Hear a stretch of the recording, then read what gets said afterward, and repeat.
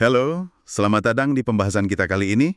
Kita mau ngobrolin soal peran yang penting, tapi mungkin sering agak kurang dipahami. Penulis teknis. Kita bakal gali nih berdasarkan materi yang ada, apa sih sebenarnya kerjaan mereka? Dan sepenting apa atau sedalam apa pengetahuan teknologi yang harus mereka punya? Kadang kan persepsinya agak meleset ya soal peran ini. Nah, misi kita sekarang, yuk kita coba bedah bareng esensinya. Ada analogi bagus nih. Anggap aja mereka itu kayak penerjemah. Penerjemah ya? Iya, bukan penerjemah bahasa asing, tapi penerjemah kerumitan teknologi biar jadi bahasa yang kita semua ngerti. Menarik kan? Mari kita mulai. Oke, kita mulai dari yang paling dasar dulu. Definisi simpelnya kan, orang yang nulis soal topik teknis. Tapi kayaknya ada definisi yang lebih pas ya. Betul, definisi yang lebih kena itu mungkin gini, seseorang yang tugasnya menjelaskan konsep atau proses yang rumit, pakai bahasa yang jelas, lugas, dan gampang diikuti sama penggunanya nanti. Oke. Jadi fokusnya di kejelasan dan kemudahan ya. Kayak analogi penerjemah tadi. Tepat sekali. Jadi intinya itu, mengambil teknologi yang mungkin buat sebagian orang rumit, terus membangun semacam jembatan pemahaman. Biar apa? Biar teknologi itu bisa dipakai sama orang yang mungkin bukan ahli di bidang itu. Jadi bukan cuma sekedar nulis dokumentasi gitu ya? Jauh lebih dari itu. Ini soal komunikasi, soal memfasilitasi penggunaan teknologi. Penting banget perannya. Nah, buat membangun jembatan pemahaman itu, pasti butuh keahlian khusus dong. Kalau dari materi kita, fondasinya apa aja nih? Fondasinya cukup kuat ya. Materi kita nyebutin ada kombinasi unik. Pertama, jelas ya butuh pemahaman soal teknologi yang mau ditulis. Terus, kemampuan menulis yang bagus itu wajib. Oke, nulis pasti. Selain itu?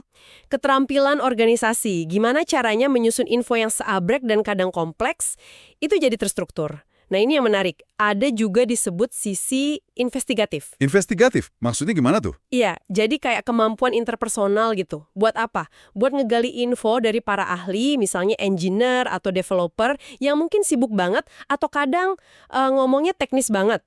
Wah, jadi kayak detektif dikit ya? Nggak cuma duduk manis depan komputer terus nulis. Iya, bisa dibilang gitu. Jauh dari sekadar nulis.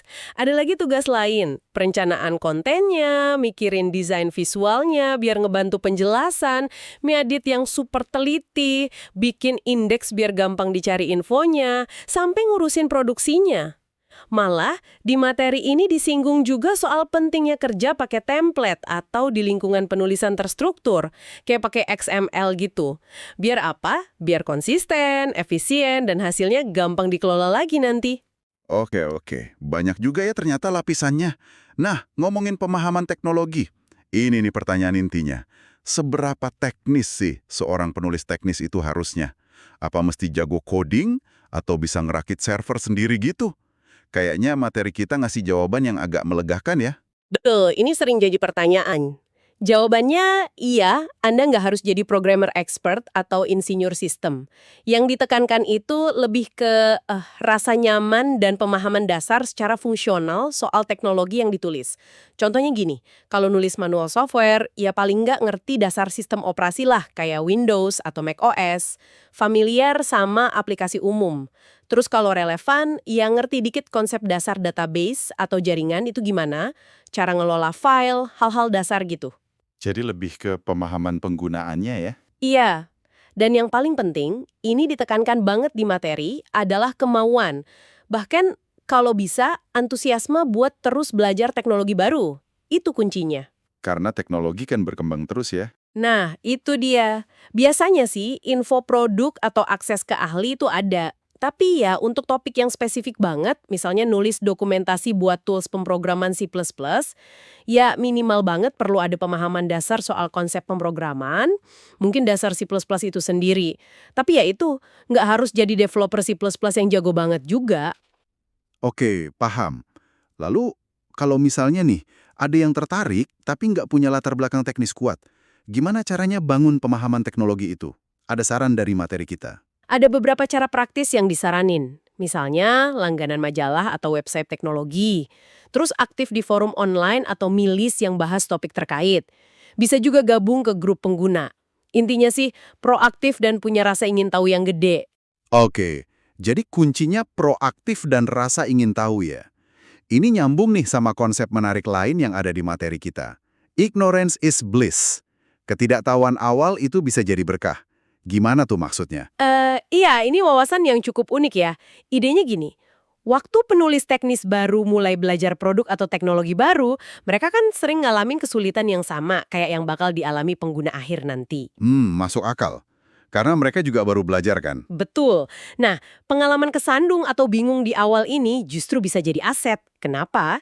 Karena mereka jadi lebih paham di mana titik-titik sulitnya buat pengguna.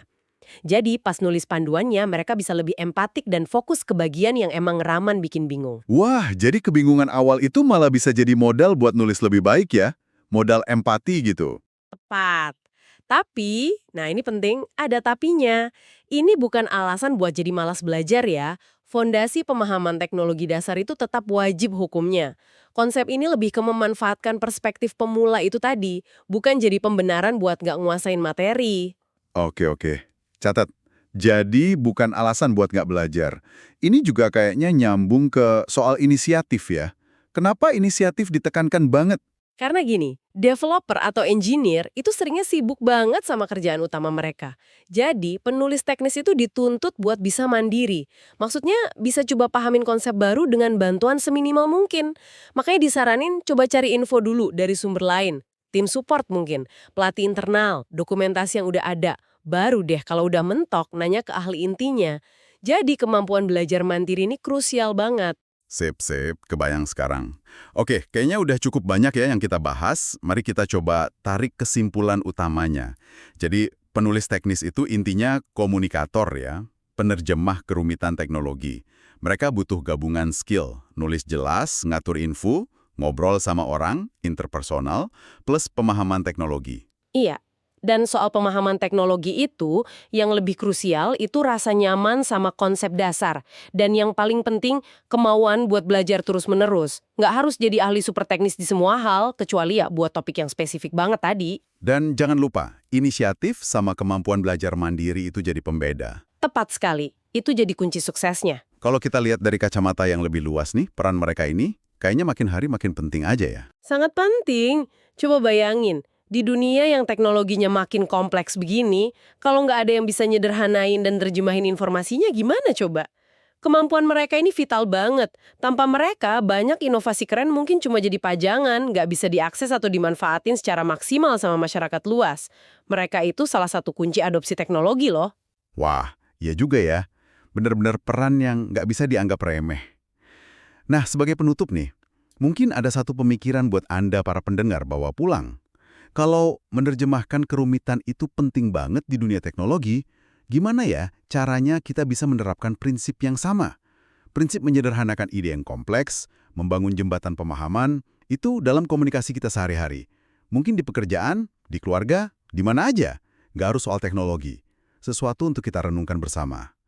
Oke, sekian dulu pembahasan kita kali ini. Semoga ada manfaatnya ya.